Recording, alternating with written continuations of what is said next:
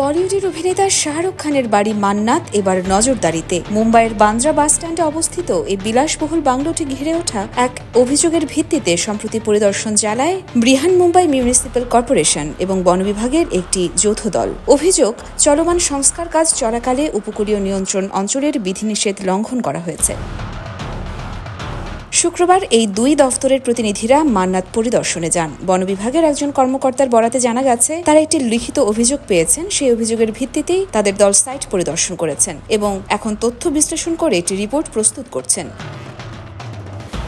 তবে শাহরুখ খানের পক্ষ থেকে এই অভিযোগ অস্বীকার করা হয়েছে। তার ম্যানেজারের ভাষ্য, বর্তমানে কোনো নিয়ম ভাঙা হয়নি, যাবতীয় সংস্কার কাজ অনুমোদিত নির্দেশিকা মেনেই করা হচ্ছে। অন্যদিকে বিএমসির একজন কর্মকর্তা জানান, তারা সরাসরি কোনো তদন্ত চালায়নি, বরং বন বিভাগের অনুরোধে একটি সহায়ক দল হিসেবে ঘটনাস্থলে উপস্থিত ছিলেন তারা।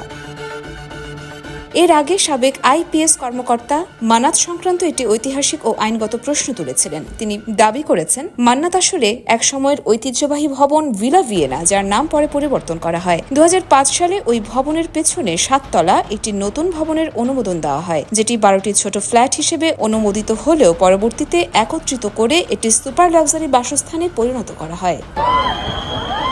উল্লেখ্য, শাহরুখ খানের বাংলোটি দীর্ঘদিন ধরেই দর্শনার্থীদের জন্য একটি আইকনিক স্থান হিসেবে পরিচিত। তবে সাম্প্রতিক এই ঘটনা মান্নাতকে নিয়ে নতুন করে বিতর্কের জন্ম দিয়েছে। এখনো কিছু স্পষ্ট জানা যায়নি। বন বিভাগ ও বিএমসি রিপোর্ট জমা দেওয়ার পরেই চূড়ান্ত সিদ্ধান্ত জানা যাবে। তবে ইতিমধ্যেই এই ঘটনা মুম্বাইয়ের উপকূলীয় এলাকায় শহুরে পরিকল্পনা, হেরিটেজ সংরক্ষণ এবং তারকাদের সম্পত্তি নিয়ে আলোচনায় নতুন মাত্রা যোগ করেছে। ইয়োরমা শায়ের জাহান, দেশকাল নিউজ।